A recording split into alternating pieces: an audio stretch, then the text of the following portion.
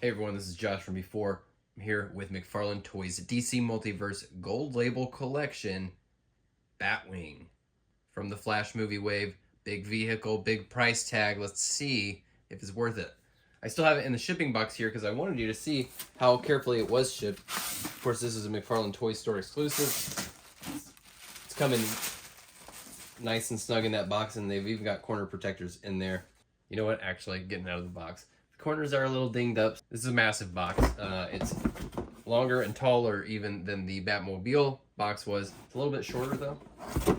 Take a look around the box here on this side, showing off the wall mount. On top, it's showing you some of the play features. Bottom is the barcode, which you don't need because it's a McFarlane Toy Store exclusive. Now let's get it out for real. All right, here we go. This is huge. This is just the middle piece right here, and that alone is bigger than the Batmobile. All right, out of the box, we've got big middle section here.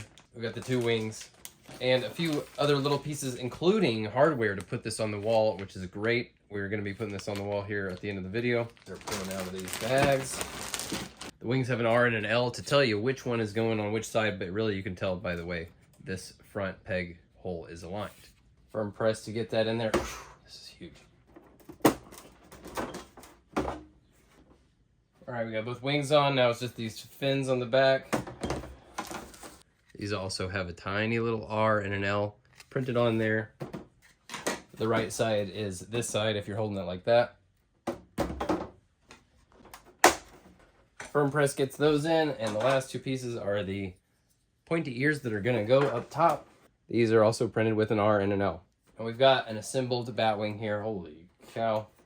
This thing is big. And it's fairly heavy, but overall, I think it feels a little more hollow than the Batmobile did. But the plastic feels like it's a higher grade, and I think it's because it's got this matte finish on it. It's not that shiny, cheapo look that the Batmobile had. It's got some details that have been hit with silver paint, like the machine guns up front. And it's got a little bit of weathering. It's got a dark dry brush pass, and it's got a silver dry brush pass. It's not a ton of paint, but it is all over the thing. So it feels a little weathered. Of course, it's not the 89 Batwing. This is kind of a hybrid of the Schumacher and the Burton Batwings. The silhouette of the Schumacher design with the dark matte color and simplified jet-like details. Let's get it on this stand so it'll be a little easier to take a look at. Comes with this great looking yellow and black bat symbol stand. This can work as a tabletop stand. This can work as a wall mount, and it could also work by itself as just a wall decoration. You can see these posts here, which are where the stand is meant to go into. You can see these peg holes here, which are going to hold the Batwing up. These can be covered, and you can just have this little bat insignia mounted on your wall. It's a pretty nice touch. Comes with two of these metal posts. These are going to be very sturdy. They plug into these holes in the stand. Pegs are inserted. By the way, trading cards on the back there if you're looking for that. And now these posts are going to be inserted into these jets on the bottom. That they look like they're for like vertical takeoff. There's holes in the very middle. That's where the posts are going to be inserted. All right, it's on the post. You can see it sits pretty low, pretty snug to that post. Let's see, it's about 1.5 inches off of the wall or off the shelf, depending on how you've got it mounted at its lowest point. And you can see it sits at a slight angle, pointing upward at the front. The cockpit opens by pushing right there. Lots of control panel clustered in there. All different kinds of knobs and screens and doodads. It looks very cool. You can also see there's a little clear viewport here at the bottom as well. It doesn't open, but it would kind of make sense that the pilot would want some visibility to be able to look down, and it may also be cool for some photography. We've got landing gear that pops out in a few places here. The landing gear has tires that roll. Much bigger in the back. And you can see here when it's sitting on the landing gear, it's got more of a forward rake and tilts down at the top or front. And on the back, you've got these thrusters that kind of open up here. They could also read as like fins for drag. Let's see what happens when we get Bats sat down in this thing. All right, so there's a couple channels down in here where I think his legs can kind of squeeze through. But similarly to the Batmobile, I think this is a case of bend the legs a little bit. It's going to just make his legs a little bit shorter. That's going to help him get real low, real snug down in there. Now we're talking. And that closes easily. And like we did with the Batmobile, we can try one of these little disc lights here.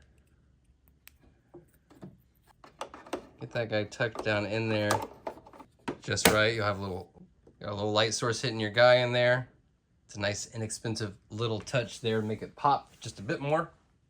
All right, now we're getting to the really fun part, which is this is gonna now live on this wall here. So I get to drill this base into the wall.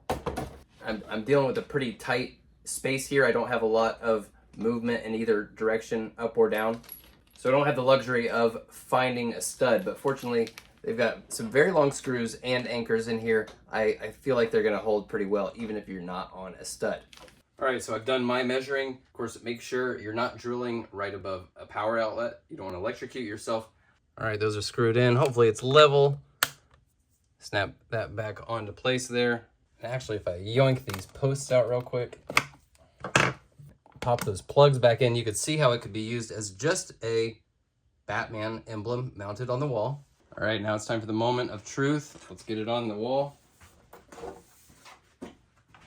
Now for me, this is where the value comes in, I think, as having this massive display piece mounted on the wall.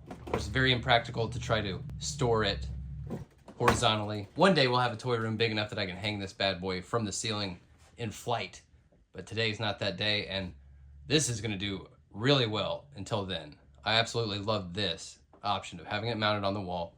That takes it to the next level. Pretty hard to justify the cost of this. Of course, there's a lot of factors in that. Probably doing far fewer unit number, and they're not selling this on store shelves. Shipping is another significant factor due to the size, but you want to take into account 3 years from now, when we've all kind of forgotten about this moment, and you see somebody's video on YouTube or photo on Instagram, you see this amazing giant Batwing mounted on the wall, and you're like, whoa, where did that come from?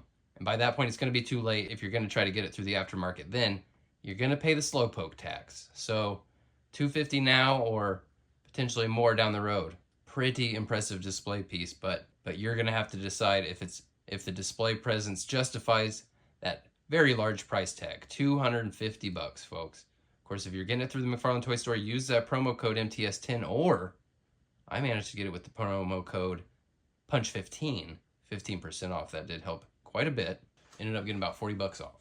You be the judge, folks. I think it's a real doozy. I think you're going to be seeing this in the background of many, many videos to come now. This is going to be the new permanent home of my Batwing. Let me know if you pulled the trigger on this or not. I'm curious what folks think.